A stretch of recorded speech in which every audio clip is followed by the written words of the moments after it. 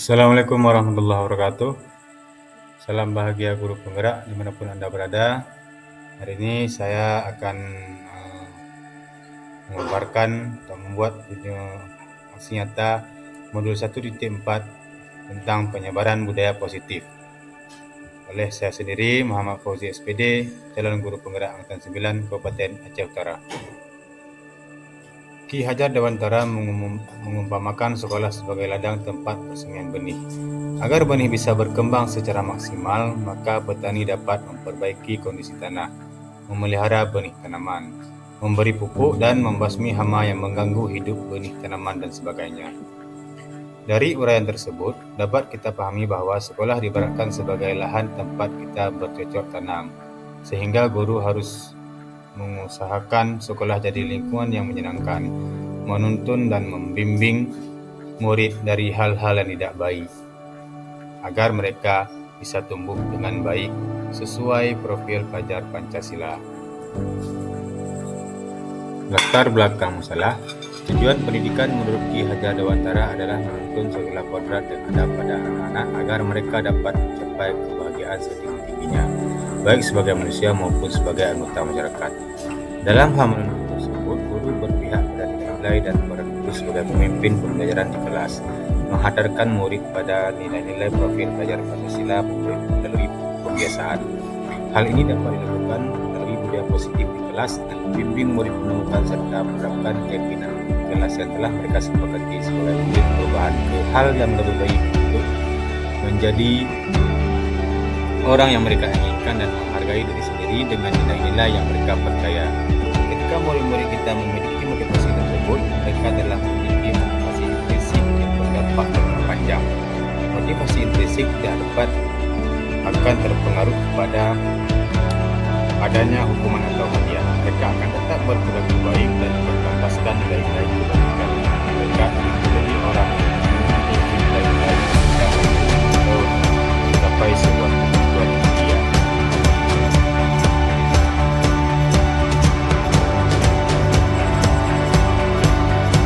Tujuan pertama tentu memberikan budaya positif kelas, kedua membangun dan menumbuhkan prinsip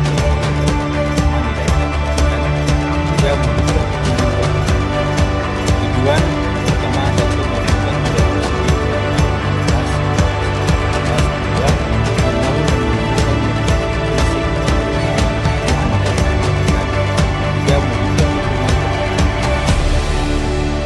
tolak ukurnya. Pertama, terciptanya suasana atau lingkungan positif di SD Negeri 2 Matambeli. 2. Murid terlibat secara aktif dalam membuat keyakinan kelas. 3. Adanya poster atau dokumen keyakinan kelas yang dipajang di setiap kelas. 4. Terjalin komunikasi aktif antara guru dan murid. 5. Guru mampu menerapkan segitiga restitusi saat menangani masalah murid. 6. Guru dan murid dapat menerapkan budaya positif secara konsisten.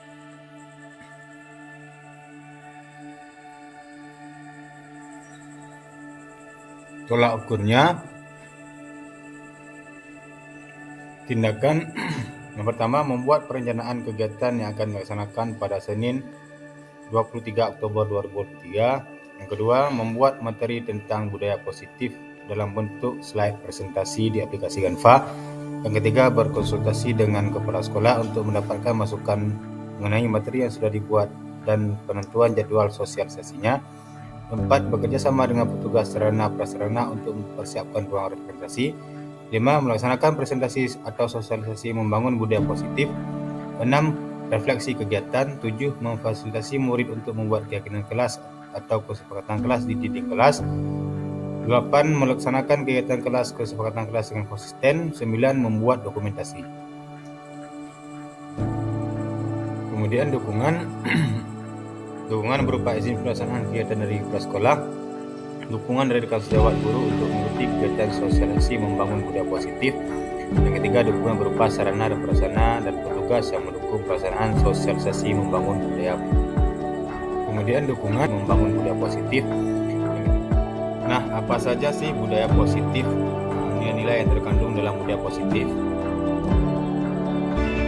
Konsep inti budaya positif adalah disiplin positif, nilai kebajikan, teori motivasi atau hubungan manusia, rangkuman tokoh Abraham, 13 kelas, 5 buku bahasa manusia, 5 posisi kontrol, dan yang terakhir 9 restitusi.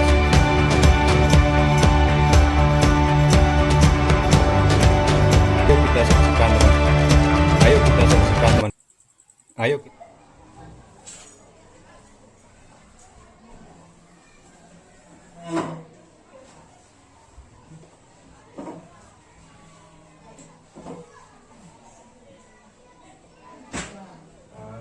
Tujuan saya menghadap Ibu hari ini, saya ingin berkoordinasi dengan Ibu atau meminta izin terkait penyebaran budaya positif yang ingin kami presentasikan kepada rekan sejawat guru-guru yang ada di sekolah kita SD Negeri 2 Metangkuli. Ya, alhamdulillah. Terima kasih banyak Pak sudah mau melakukan penyebaran budaya positif di sekolah kita. Ya, Bu. Nanti jadwalnya kami buat tanggal 23 Oktober 2023, tepatnya hari Senin. Kami memakai ruang aula rapat sekolah kita nanti yang akan dihadiri oleh kurang lebih 15 orang guru.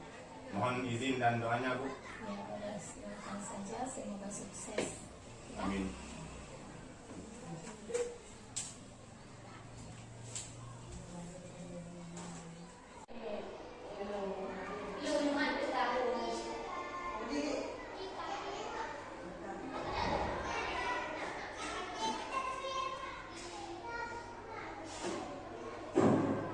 Assalamualaikum warahmatullahi wabarakatuh. Alhamdulillahirabbil alamin wa bihi nasta'in ala umuri dunya waddin. Allahumma shalli ala sayyidina Muhammadin nabiyil ummi wa ala alihi wa sahbihi wa baraka wa sallam. Rabbi shrah li sadri wa yassir li amri wahlul 'uqdatam min lisani yafqahu qawli. Langkah yang pertama, mari sama-sama kita memuji Allah Subhanahu wa taala yang mana pada hari ini kita sudah bisa berkumpul di ruang yang sederhana ini guna sosialisasi budaya positif yang ada di sekolah. Kemudian setelah beriring salam, tak henti-hentinya kita hidangkan kesatuan alam Nabi besar Muhammad SAW, yang mana dengan jasa beliau kita yang dulu berada di alam penuh kegelapan sehingga berada ke alam yang penuh ilmu pengetahuan yang sudah kita rasakan seperti saat ini. Baik Bapak Ibu yang saya hormati, Ibu Kepala Sekolah SD Negeri 2 Metangkuli, yang saya hormati Bapak Ibu yang sudah hadir di ruangan ini, yang sudah berusaha payah mengalokasikan waktu untuk hadir di dalam ruang ini guna mendengar atau menyaksikan presentasi saya terkait modul 1.4 tentang budaya positif yang ada di sekolah. Baik Bapak Ibu, izinkan sejenak untuk saya berdiri di depan Bapak Ibu, bukan untuk mengajari Bapak Ibu, namun sama-sama kita belajar tentang budaya positif yang ada di sekolah kita dengan cita-cita untuk sama-sama menunjang keberhasilan visi sekolah kita. Nah, yang pertama, berbagi pemahaman dan mengenai penerapan konsep-konsep inti budaya positif di sekolah kita. Oleh saya sendiri, Muhammad Fauzi SPD. Untuk fasilitator saya Bapak Suratman, sedangkan pengajar praktik saya Ibu Riyadul Muhammad. Nah, apa saja poin-poin atau konsep-konsep inti modul budaya positif? Nah, yang pertama, perubahan paradigma belajar. Yang kedua, disiplin positif. Yang ketiga, kebutuhan dasar manusia. Yang keempat, motivasi perilaku manusia. Yang kelima, posisi kontrol. Yang keenam, keyakinan jelas. Sedangkan yang terakhir atau yang ketujuh, segitiga restitusi. Nanti ketujuh poin akan sama-sama kita diskusikan. Nanti saya pimpin mempresentasikan. Kemudian jika ada pertanyaan dan saran, Mohon Bapak Ibu jangan sungkan-sungkan. Baik, pertanyaan pemantik, setuju atau tidak setuju? Yang pertama, hukuman dapat mendisiplinkan anak. Menurut Bapak Ibu yang sudah hadir di sini, setuju atau tidak? Tidak. Kenapa tidak?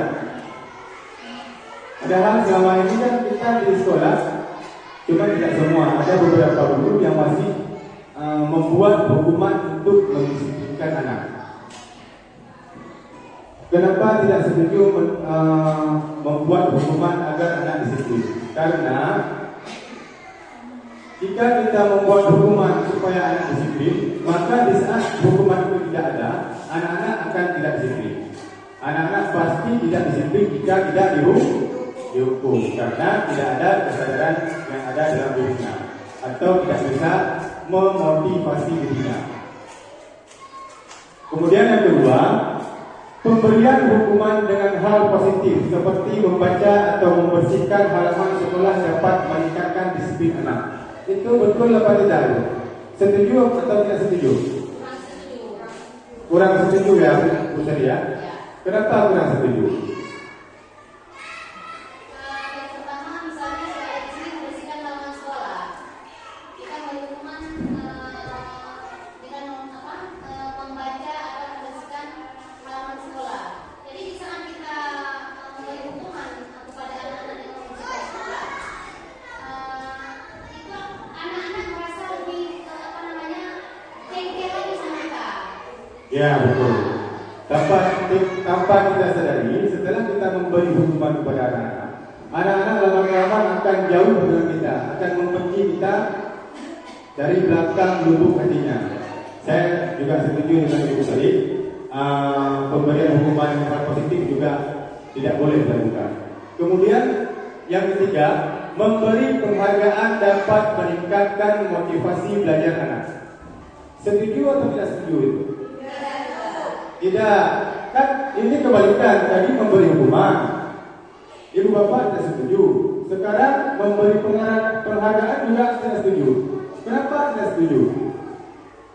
Anak-anak selalu berharap, Pak. Jadi hari ini anak-anak misalnya dengan bisa menjawab soal misalnya.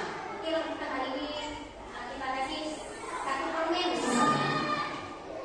Terus besoknya kita kasih dengan hadiah-hadiah yang lain. Tapi ada nanti suatu saat atau suatu ketika kita tidak memberi penghargaan dan anak itu masih berharap nanti dapat penghargaan tersebut.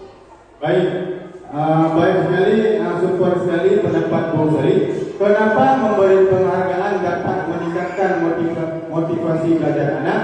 Beliau juga mengatakan tidak setuju.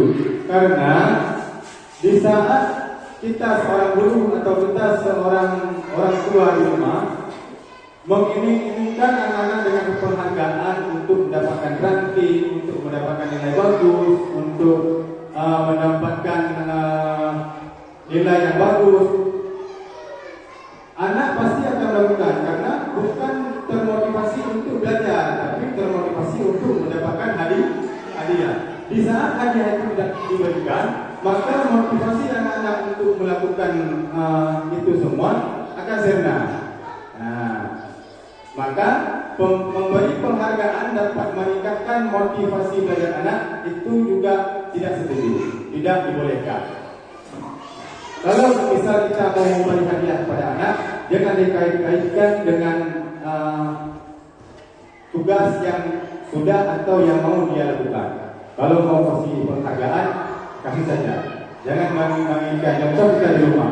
Nah, nanti kamu jika dapat ranking 1, ayah beli sepeda baru atau mama beli sepeda baru. Pas dia nanti waktu ujian terminal rapor, dia dapat ranking 4, itu sepedanya nggak dibeli. Anak-anak pasti sakit hati. Pun dia dapat ranking 1, dia dibeli sepeda. Nah, kebiasaan itu dapat membuat anak-anak kita tidak bisa memotivasikan dirinya dari dalam. Dia harus termotivasi oleh luar, sehingga di saat hukuman tidak diberikan atau penghargaan tidak diberikan, anak-anak kita tidak melakukan apa yang harus dia lakukan, baik di sekolah maupun di rumah. Nah, selanjutnya pendidikan para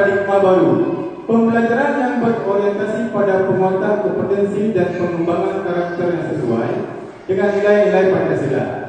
Pembelajaran paradigma baru memastikan praktik pembelajaran yang berpusat pada murid, yang mana setiap murid belajar sesuai dengan kebutuhan dan tahap perkembangannya untuk mewujudkan profil pelajar Pancasila.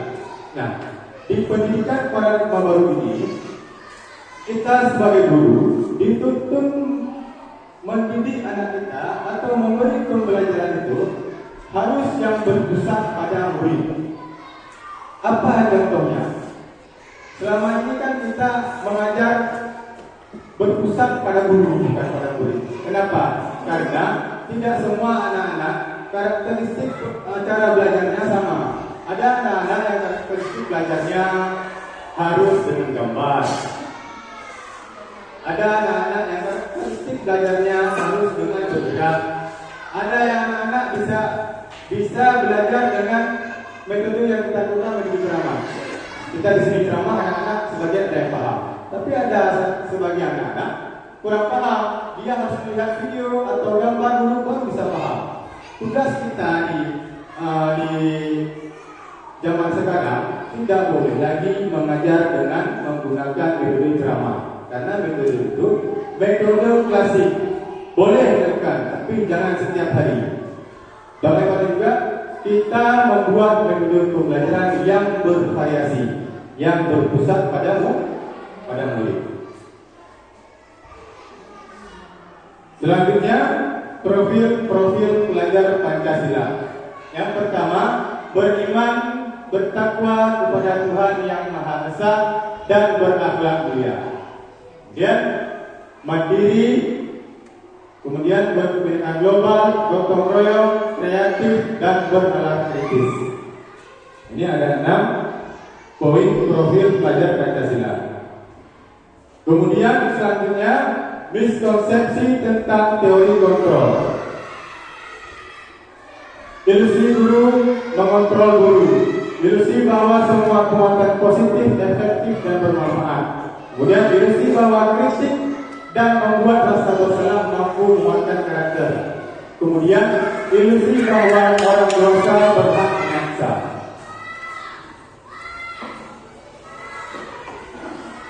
Nah, kemudian mengubah paradigma stimulus respon ke pendekatan teori kontrol. Pertama, stimulus respon, realitas kebutuhan kita semua. Realitas kita berbeda. Kemudian semua orang melihat hal yang sama, teori kontrolnya setiap orang memiliki gambaran berbeda. Kemudian yang pertama, stimulus respon, kita mencoba mengubah orang agar berpandangan sama dengan kita. Untuk teori kontrolnya, kita berusaha memahami pandangan orang lain tentang dunia. Kemudian perilaku buruk dilihat sebagai suatu kesalahan. Sedangkan di teori kontrol, semua perilaku memiliki tujuan. Nah, selanjutnya disiplin positif.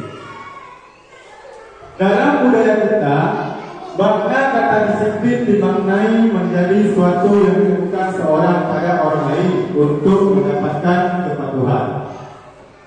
Sebagai pendidik, tujuan kita adalah menciptakan anak-anak yang memiliki disiplin diri, sehingga mereka bisa berperilaku dengan mengacu pada nilai-nilai kebajikan universal dan memiliki motivasi intrinsik bukan ekstrinsik. Nah, seperti saya bilang tadi, bahwa dalam budaya kita, makna disiplin itu dimaknai menjadi sesuatu yang dilakukan seorang pada orang lain untuk mendapatkan kepatuhan. Disiplin itu dimaknakan sebagai patuh.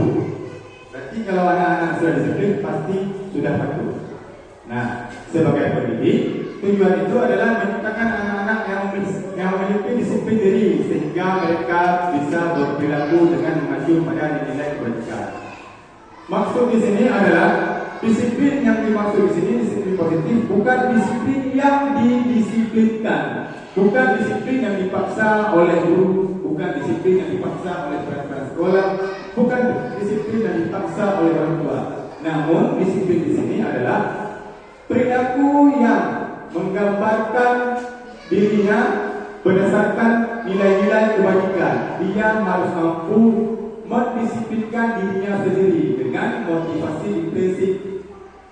Maksud motivasi intrinsik adalah motivasi dirinya, bukan dimotivasikan oleh orang lain, bukan dipaksa oleh orang lain, bukan karena diberi hukuman, bukan karena diberi hadiah, namun karena disiplin yang ada di dalam dirinya.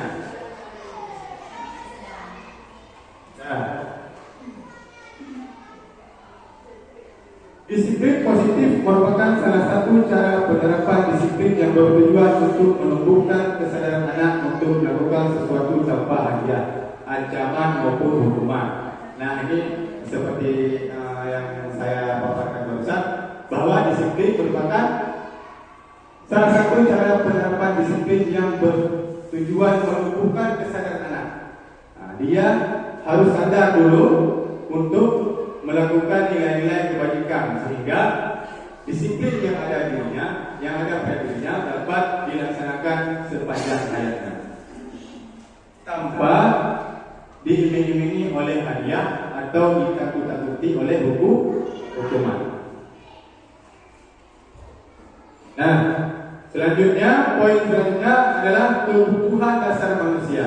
Nah, Bapak Ibu semuanya, sebelum kita menerapkan disiplin positif di sekolah kita atau di kelas kita, alangkah lebih baiknya terlebih dahulu kita harus tahu apa kebutuhan dasar manusia atau apa kebutuhan dasar anak didik kita di kelas.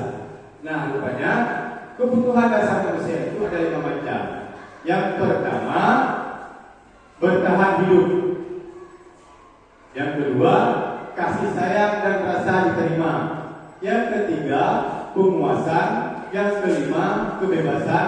Sedangkan yang terakhir, kesenangan. Nah, jika anak-anak kita bermasalah atau mempunyai permasalahan di sekolah, sebelum kita menyelesaikan masalahnya, alangkah terlebih baik atau terlebih afdal, kita harus mengetahui kenapa dia membuat kesalahan. Kita sebagai guru harus mampu mengetahui kebutuhan dasar anak didik kita supaya kita bisa mengontrol mereka.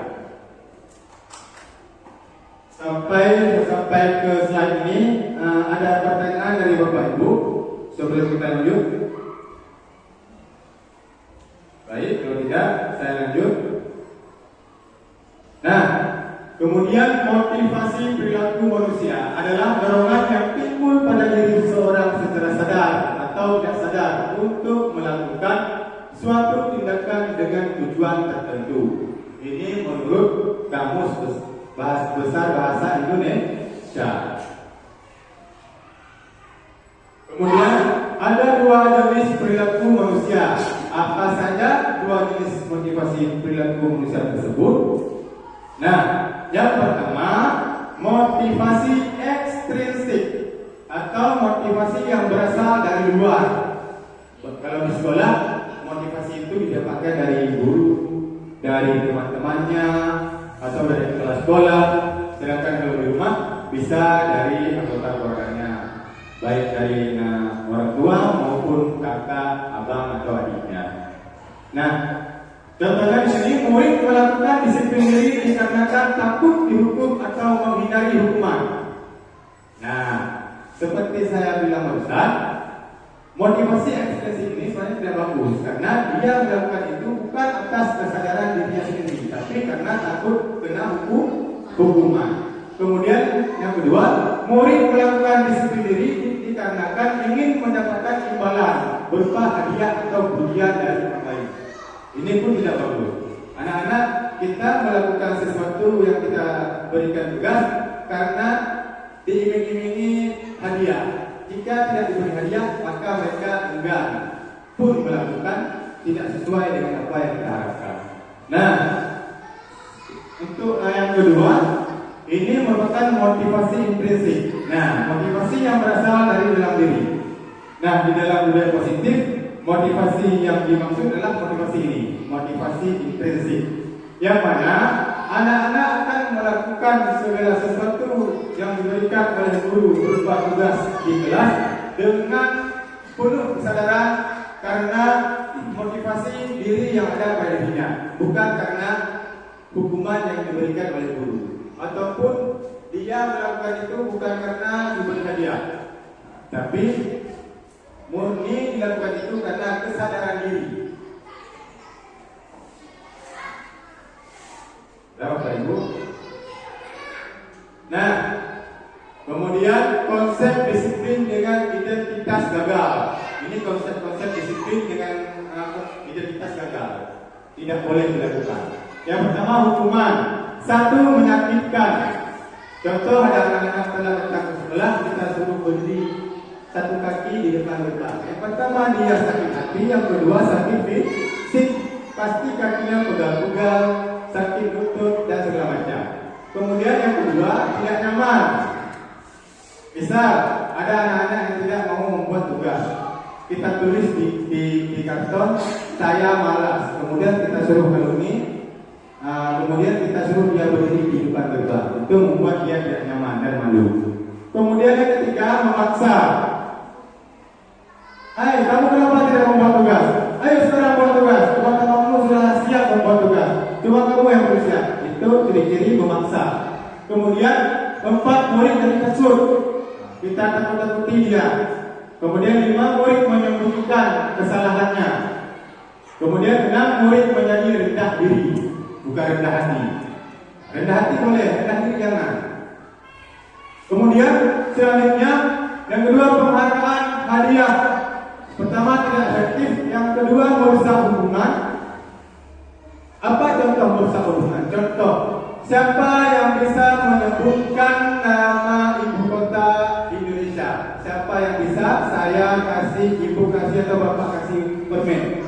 Ada anak yang bisa, 2 orang bisa menjawab, dikasih permen. Bagaimana ceritanya untuk anak-anak yang tidak bisa menjawab? Pasti iri dia. Pak, kami juga pengen makan permen, cuma kami tidak bisa menyebutkan nama ibu kota negara kita. Itu tidak boleh Bapak Ibu lakukan ya. Kemudian yang ketiga, mematikan kreativitas. Kenapa?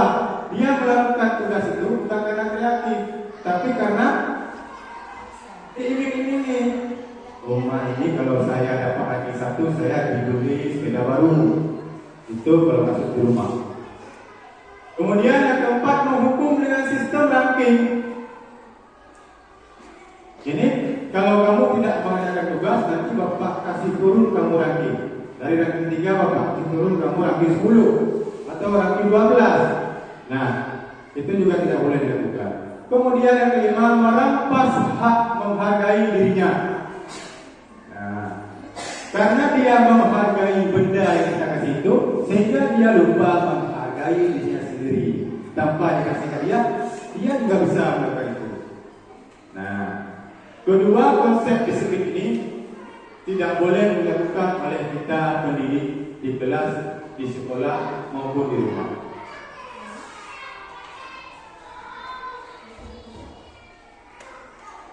Nah, kemudian slide ini bertentangan dengan slide barusan. Ini konsep disiplin dengan identitas sukses. Yang tadi gagal, ini sukses. Nah, yang pertama konsekuensi, penguatan jangka pendek. Yang kedua, perlu memonitoring berkelanjutan. Yang ketiga, stimulus respon. Yang keempat, murid menghormati peraturan. Yang kelima, kehilangan waktu untuk merenungi kesalahan. Nah, yang lebih bagus lagi yaitu restitusi. Yang pertama, murid bertanggung jawab atas perilakunya. Yang kedua, fokus pada pemecahan masalah jangka panjang. Yang ketiga, murid menghormati dirinya dan orang lain. Yang keempat, teori kontrol. Maksudnya, dirinya yang memegang kontrol. Dia tidak dikontrol oleh orang lain, tapi dia mengontrol dirinya sendiri berupa motivasi intrinsik. Yang kelima, murid bersemangat memperbaiki kesalahannya. Yang next, apa itu restitusi? Dari tadi sudah saya jelaskan restitusi, tapi Bapak Ibu belum tahu apa pengertian dari restitusi. Nah, restitusi adalah proses menciptakan kondisi bagi murid untuk memperbaiki kesalahan mereka, sehingga mereka bisa kembali kepada kelompok mereka dengan karakter yang lebih kuat. Nah, restitusi ini proses menciptakan kondisi bagi murid untuk berbagi kesalahannya. Jadi kesalahan anak kita di rumah, kesalahan anak didik kita di sekolah, tidak lagi kita yang menyelesaikannya, tapi mereka bertanggung jawab sendiri untuk menyelesaikan masalahnya sendiri.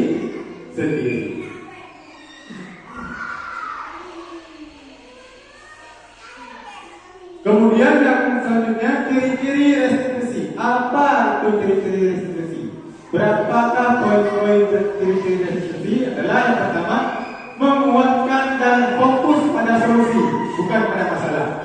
Nah, selama ini saat kita menyelesaikan masalah, kita fokus pada masalah, sehingga solusi tidak kita temukan. Tapi seandainya kita fokus pada solusi, maka pasti kita akan menemukan solusi yang bagus. Kemudian yang kedua, fokus pada karakter bukan tindakan. Bukan perbuatannya yang kita fokus, tapi karakternya, latar belakangnya. Kenapa dia melakukan permasalahan tersebut? Kemudian yang ketiga, bukan menembus kesalahan, namun belajar dari kesalahan. Yang keempat, mencari kebutuhan dasar yang mendasari tindakan. Nah, yang saya bilang tadi, 5 kebutuhan dasar manusia. Nah, di sini di restitusi ini kita harus mencari dulu kebutuhan dasarnya. Kenapa dia datang ke sekolah terlambat? Kita harus mampu mencari 6 kebutuhan dasarnya. Nah, kenapa kamu tidak datang ke sekolah? Kadang-kadang dia telah datang ke sekolah bukan karena begadang malam, telah datang ke sekolah. Namun kadang-kadang ada kasus beberapa anak-anak telah datang ke sekolah karena ban sepedanya gempes atau orang tuanya sakit. Nah, kita jangan langsung memvonis anak-anak itu, kamu selalu datang terlambat, kamu begini, kamu begitu. Padahal 5 kebutuhan dasarnya kita tidak mau tahu. Kamu sakit orang tua, ban sepeda, kamu gempes, bapak, ibu, kamu tahu. Pokoknya kamu hari ini terlambat, kamu kena hukuman. Itu kan yang sering kita lakukan selama ini. Untuk sekarang tidak boleh lagi kita melakukan itu. Pelan-pelan kita bapak ibu menerapkan budaya positif. Sama-sama kita berkolaborasi, kita berdoa semoga sekolah kita bisa menerapkan budaya positif seutuhnya. Nah, poin yang keempat, mencari kebutuhan dasar yang mendasari tindakan. Kenapa dia lakukan itu? Nah, bapak ibu tolong carikan atau tanyakan terlebih dahulu apa kebutuhan dasarnya. Kenapa dia melakukan itu? Kemudian yang kelima, tawaran bukan paksaan.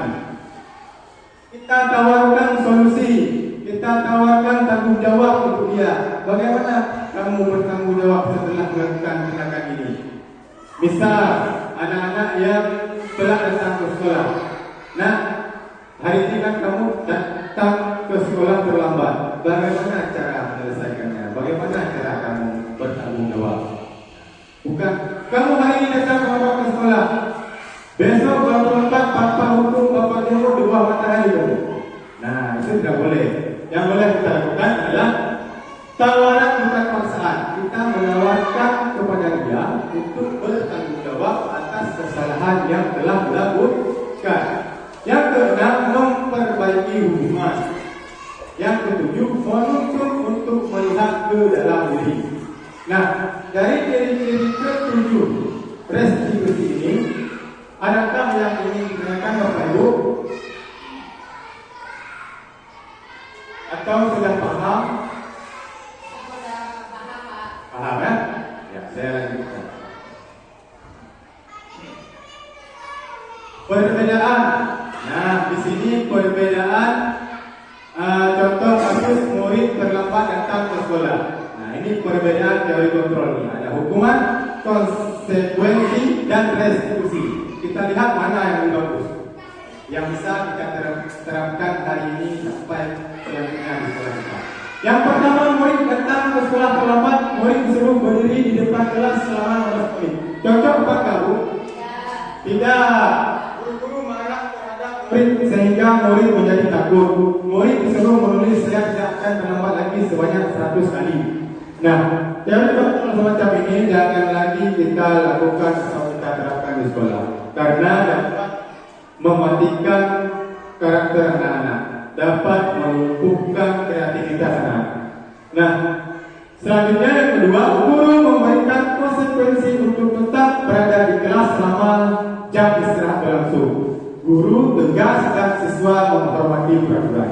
Nah, selama ini yang sering kita lakukan adalah teori kontrol berupa konsekuensi.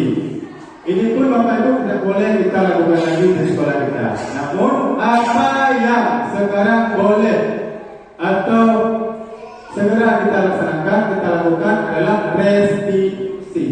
Guru menanyakan keyakinan kelas dan dirinya, kemudian guru membantu siswa menyelesaikan masalahnya. Guru terbuka dan siswa menghormati dirinya dan orang lain. Nah, ini yang bisa kita lakukan di sekolah untuk menyelesaikan permasalahan didik kita. Itu juga teori ini juga boleh kita terapkan di rumah kita pada anak-anak kita. Nah, 5 posisi kontrol guru. Yang pertama penghukum, kemudian pembuat rasa bersalah, kemudian teman, guru dijadikan sebagai teman, kemudian pemantau jarak jauh, kemudian yang terakhir manajer. Menurut Bapak Ibu, 5 posisi kontrol ini mana yang lebih bagus? Manajer. Betul Bapak Ibu. 5 posisi kontrol guru ini yang paling bagus adalah manajer. Cuma selama ini kita lakukan posisi kontrol kita adalah teman atau pemantau. Ini yang banyak kita lakukan. Kedepannya Bapak Ibu kita sudah boleh bertransformasi. Kita jadikan diri kita, memposisikan diri kita kepada anak-anak sebagai manajer. Next. Nah, contoh penerapan 5 posisi kontrol. Murid tidak memakai atribut dengan sangat lengkap saat upacara. Nah, ini kasusnya. Kalau penghukum, patuhi aturan sekolah, lalu berdiri di barisan lain. Kalau pembuat merasa bersalah, berapa kali Bapak bilang sama kamu, Bapak kecewa sama kamu. Nah, itu kalau pembuat merasa bersalah. Sedangkan untuk posisi kontrol teman, ayolah nanti buat Bapak Ibu bangga. Kali ini tidak Bapak berbuat salah. Nah, ini sebagai teman juga tidak boleh kita lakukan. Memang kita dekat dengan murid kita, tapi tanpa kita sadari, anak murid kita lama-lama rusak, karakternya rusak, kreativitasnya rusak. Kenapa? Karena dia menganggap kita teman, sehingga segala peraturan dan ketentuan atau keyakinan yang sudah kita buat di sekolah tidak mereka jalankan dengan semestinya, karena mereka menganggap kita teman. Nah, posisi kontrol yang keempat, memantau.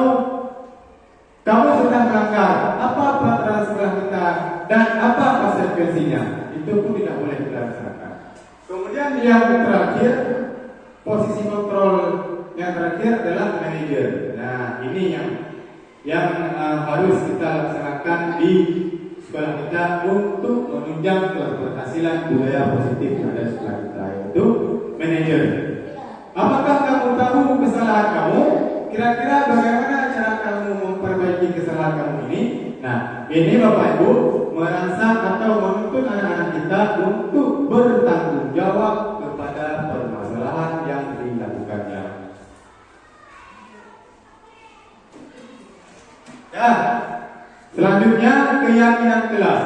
Nah, kenapa di sini keyakinan kelas? Kenapa tidak peraturan kelas atau peraturan sekolah? Nah, peraturan sama keyakinan itu berbeda yang sangat jauh. Peraturan itu dibuat atau ditulis oleh sepihak. Kalau di sekolah dibuat oleh guru, kalau di rumah dibuat oleh orang tua. Sedangkan keyakinan kelas atau keyakinan sekolah dibuat dengan secara bersama-sama. Anak murid dilibatkan saat membuat keyakinan kelas. Kemudian, kalau peraturan kelas atau peraturan sekolah itu banyak sekali poinnya, 1 sampai 15 kadang-kadang. Itu pengalaman saya dulu membuat peraturan kelas, sehingga saking banyaknya anak-anak gak ada satupun yang mau menjalankannya karena terlalu banyak, dan yang dibuat pun sepihak, dibuat oleh guru. bisa banyak, 4, 5 maksimal. Namun dilibatkan siswa. Misal di dalam kelas anak-anak duduk berkelompok. Kelompok mawar, apa kegiatan kelas yang pengen kalian tulis? Pak, kami pengen menjaga kebersihan kelas. Nah, bahasanya kita yang mengembangkannya. Kan mereka pengen kebersihan kelas. Tugas kita mengembangkan bahasa itu menjaga kebersihan diri, lingkungan, dan kelas. Nah, kemudian kelompok mengerti apa kegiatan kelas yang pengen kalian buat. Bla. Nanti 5 kegiatan kelas itu kita tulis. Kemudian insya Allah anak-anak akan menjalankan kegiatan kelas itu. Karena kegiatan kelas itu bukan kita yang buat, tapi anak-anak sendiri yang buat. Mereka merasa bertanggung jawab untuk melaksanakan kegiatan kelas itu. Dan selanjutnya, mengapa kita memiliki aturan memakai helm pada saat naik kendaraan bermotor di luar? Mengapa kita memiliki aturan memakai sabuk pengaman pada saat naik kendaraan roda 4? Nah, kita harapkan anak didik kita ke depannya jangan lagi memakai helm karena aturan. Jangan lagi memakai kaca spion karena peraturan. Tapi mereka memakai helm dan memasang kaca spion di kendaraan karena kesadaran dirinya sendiri. Karena mereka mencintai dirinya sendiri. Sehingga menjaga keselamatan diri dan orang lain menjadi tanggung jawabnya. Oke, next. Bagaimana pembentukan kegiatan kelas yang pertama lebih abstrak dari peraturan, lebih mudah diingat. Bahasanya pun bahasa sederhana, jangan banyak sekali bahasa istilah. Sehingga anak-anak nanti apa ini tulis di buku guru ini? Menjaga integritas. Apa itu integritas? Buatlah bahasa-bahasa yang mudah mereka ingat, mudah dipahami.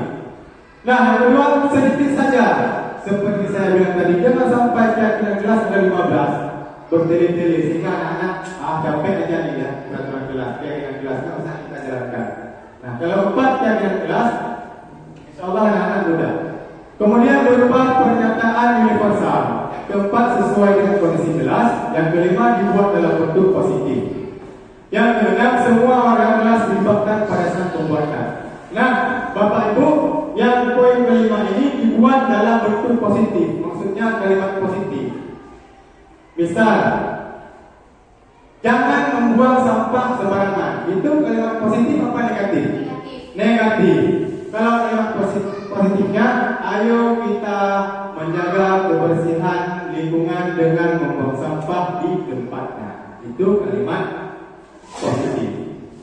Juga kalimat berupa kalimat ajakan. Jangan menggunakan kata tidak atau jangan, Pak. Ya, betul. Jangan melakukan kata-kata atau kalimat tidak atau jangan. Pokoknya jangan membuat kegiatan kelas dengan bunyinya yang bentuk negatif, tapi bunyinya harus bentuk positif.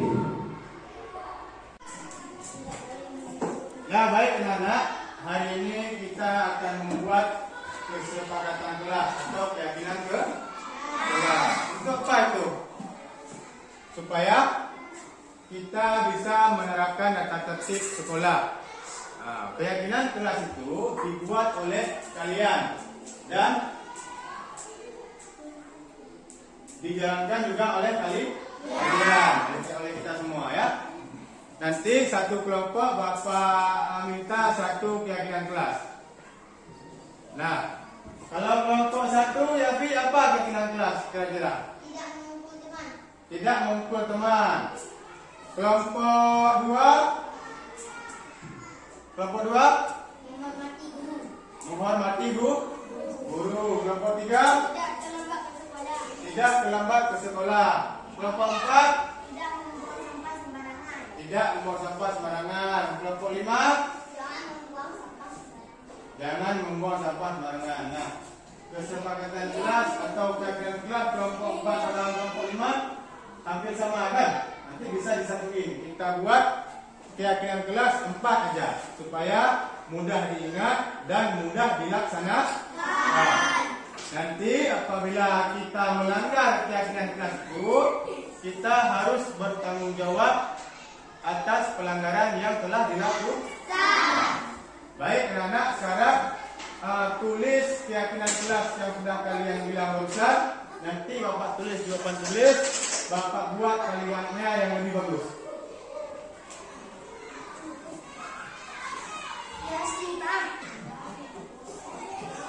Baik anak-anak, setelah kalian diskusi, kemudian setelah kalian tulis keyakinan kelas menurut kalian, silakan sekarang kalian kumpul sama Bapak. Biar Bapak tulis di tulis, kemudian kita jadikan dinding. Nanti keyakinan kelas itu akan kita jadikan kesepakatan kelas. Terima kasih. Kelompok 5 sudah tulis? Oke, sekarang Bapak tulis di papan tulis keyakinan kelas yang telah kalian diskusikan. Nanti sama-sama kita laksanakan, kita patuhi, kita jalankan atau keyakinan kelas yang sudah kita buat.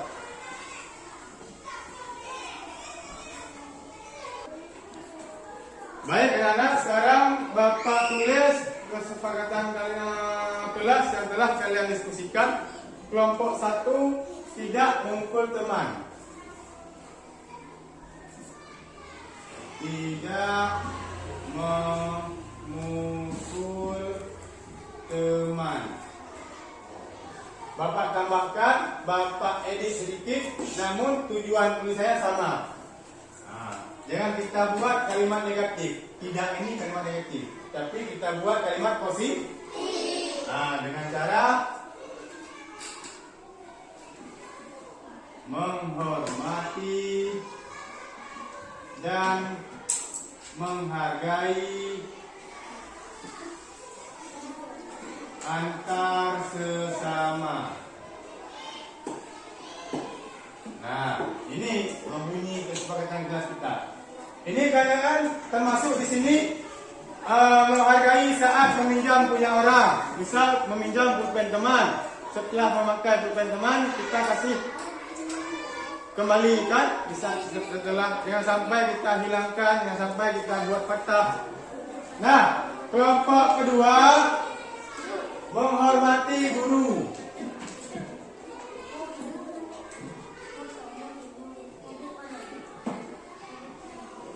Nah, Bapak tambahkan sedikit biar lebih lengkap. Menghormati guru dan mendengarkan serta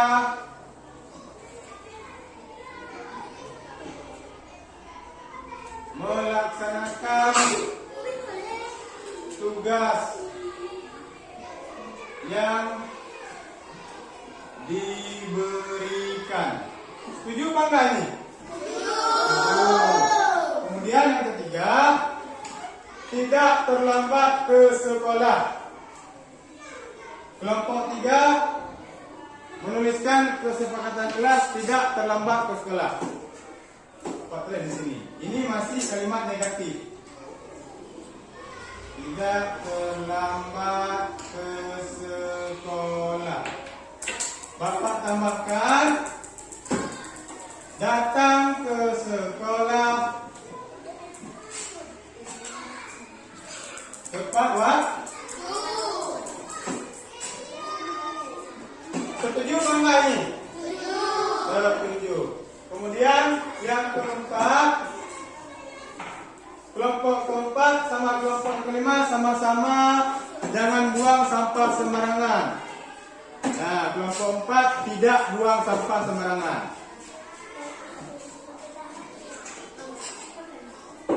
Jangan buang sampah sembarang. Ini kelompok 4 sama kelompok 5 sama kesepakatan kelasnya. Bapak tambahkan biar kalimatnya lengkap. Menjaga kebersihan diri, lingkungan, dan kelas. Setuju Bangga? Setuju Bangga? Nah, menjaga kebersihan diri ini kan termasuk sebelum pergi ke sekolah kita mandi, sikat gigi, pakai baju yang bersih, yang rapi, rambut dikasih minyak, muka dikasih bedak. Nah, 4 kesepakatan ini nanti kita tulis di kertas origami, kita tempel di dinding. Nanti kesepakatan ini kita laksanakan dan kita patuhi. Siapa yang melanggar kesepakatan kelas ini nanti bertanggung jawab atas kesepakatan yang sudah dibuat. Oke? Terima kasih anak-anak. Kalian kita hari ini sudah membuat keyakinan kelas kita. Oke, segitiga restitusi. Suatu proses dialog yang dijalankan oleh guru agar dapat menghasilkan murid yang bertanggung jawab dan mandiri. Nah, tujuan dari segitiga restitusi adalah kita sebagai pendidik dapat menghasilkan murid-murid yang mandiri dan bertanggung jawab. Nah, tahapannya yang pertama menstabilkan identitas. Maksudnya di sini jika kasus anak-anak yang berantem, kita jangan langsung panggil mereka, kemudian kita ceramahi mereka, itu nggak masuk di kuping, karena denyut jantungnya masih pompa, masih marah dia. Maka kupingnya pasti akan dekat, nggak akan masuk nasihat. Tugas kita yang pertama menstabilkan identitas, berupa menstabilkan emosionalnya. Jangan langsung kita mari. Tahu ini Bapak Ibu. Anak-anak kita di rumah tiba-tiba siang-siang pulang dari sawah bawa pulang layang-layangan. Kebanyakan kita sebagai orang tua kita langsung menanyakan, hai, dari mana kamu bawa pulang layang-layangan itu? Itu punya orang. Kamu kasih balik pada orang yang punya. Padahal itu Bapak Ibu, anak-anak saat itu sedang capek, lapar, panas. Kenapa kita tidak menstabilkan identitasnya dulu? Kita suruh mandi dulu dia, kita suruh makan dulu, kita suruh sholat dulu. Dia sudah dingin, perutnya kenyang, baru kita akan. Nah, itu layang-layangan yang kamu bawa pulang tadi punya siapa? Nah, anak-anak pasti nggak akan baca. Punya orang Pak. Nah, kita tidak boleh mengambil punya orang jika tidak diizinkan. Sekarang kamu kasih punya orang, kasih kembalikan punya orang. Nah, itu sebenarnya yang harus kita terapkan pada anak kita di rumah maupun pada anak didik kita di sekolah. Stabilkan dulu identitasnya. Nah, kemudian yang kedua, validasi tindakan yang salah. Bapak Ibu harus tahu kebutuhan dasarnya, sehingga kita guru tahu kenapa dia melakukan kesalahan. Kemudian yang ketiga, menanyakan keyakinan. Ini wujud dari bagaimana dia bertanggung jawab atas apa yang telah dia lakukan. Kemudian Untuk kasus pertama, Muhammad Rifal Hawari adalah siswa yang sering tidak menyelesaikan tugas tepat waktu di kelas. Menyikapi kejadian tersebut, saya langsung menyelesaikan permasalahan Rifal itu dengan menggunakan tahapan segitiga restitusi. Pastinya, saya menstabilkan emosi terlebih dahulu, baru saya menerapkan segitiga restitusi. tahu nggak Rifal? Kenapa Pak panggil Rifal kemarin? Tahu, Kenapa anak? karena kami juga membuat tugas sesuai jam. Oh ya, karena Rifal tidak membuat tugas tepat waktu. Nah, tidak apa-apa Rifal. Bapak juga dulu ada beberapa kali waktu sekolah tidak membuat tugas tepat waktu. Namun Rifal kedepannya akan Membuat tugas tepat waktu. akan menyelesaikan tugas tepat waktu dan tidak main-main di saat jam di saat belajar. Dah Rifal, kembali ke tempat. Sedangkan untuk kasus yang kedua, Raisa adalah siswi yang sering terlambat datang ke sekolah. Dan saya menyikapi kejadian tersebut, saya langsung menyelesaikan permasalahan Raisa dengan menggunakan tahapan segitiga restitusi juga. Nah, kenapa Bapak panggil Raisa kemari? Tahu nggak? Kenapa? Karena Raisa adalah datang ke sekolah. Tidak apa-apa, Bapak juga dulu sering datang terlambat ke sekolah. Namun kita harus bisa mengatur waktu supaya tidak datang terlambat ke sekolah. Kenapa sampai terlambat ke sekolah, Raisa? Belajar sampai larut malam ya. Nanti kedepannya Raisa belajarnya jangan sampai larut malam, sehingga Raisa bisa datang ke sekolah tepat waktu. Sudah kembali ke tempat. Assalamualaikum warahmatullahi wabarakatuh. Perkenalkan, nama saya Rifan. Saya anak murid Pak Fauzi. Saya senang tidak dihukum karena enggak membuat tugas. Kedepannya saya akan membuat tugas tepat waktu. Terima kasih. Assalamualaikum warahmatullahi wabarakatuh. Assalamualaikum warahmatullahi wabarakatuh. Perkenalkan, nama saya Raisa Khaira dari murid Pak Fauzi. Saya senang tidak dihukum karena terlambat sekolah. Saya diajarkan oleh Bapak Fauzi untuk datang ke sekolah tepat waktu. Terima kasih Pak Fauzi. Assalamualaikum warahmatullahi wabarakatuh. Nah, contoh penerapan segitiga restitusi ada 2 kasus kemarin saya buat. Yang pertama untuk anak-anak yang datang ke sekolah terlambat, yang kedua anak-anak yang tidak mengumpulkan tugas sesuai jadwal. Alhamdulillah mereka bisa bertanggung jawab atas apa yang telah mereka lakukan. Nah, tujuan mulia dari penerapan disiplin positif adalah agar terbentuknya murid-murid yang berkarakter, berdisiplin, santun, jujur, peduli, bertanggung jawab, dan merupakan pembelajar sepanjang hayat sesuai dengan standar kompetensi lulusan yang diharapkan. Nah, tujuan dari penerapan disiplin positif adalah agar anak-anak murid-murid kita berkarakter, disiplin, dan memiliki nilai-nilai kebajikan yang positif pada dirinya.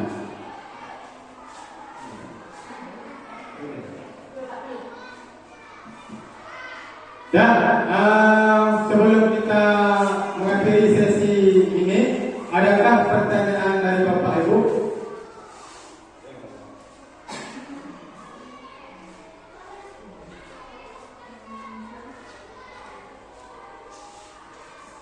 Baik, bertanya.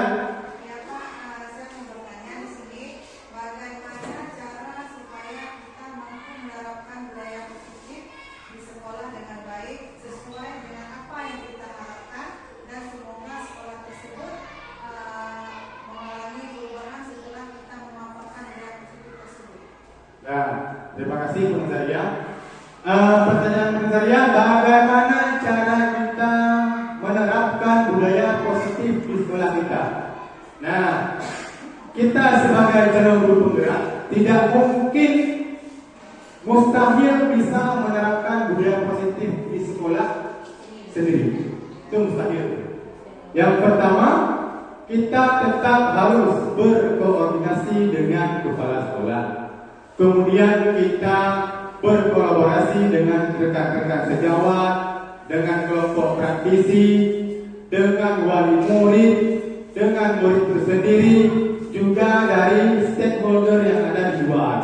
Misal dengan komite sekolah, dengan komunitas-komunitas pendidikan yang ada di sekolah kita.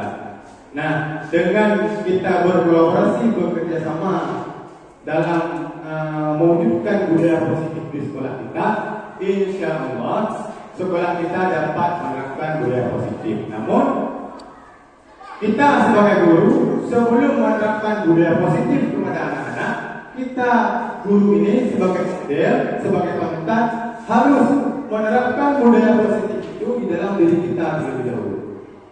Nah, dengan kita sebagai guru datang ke sekolah dengan penuh nilai-nilai positif terhadap diri kita, insya Allah anak-anak kita pun akan bisa kita terapkan budaya positif. Bagaimana menurut saya?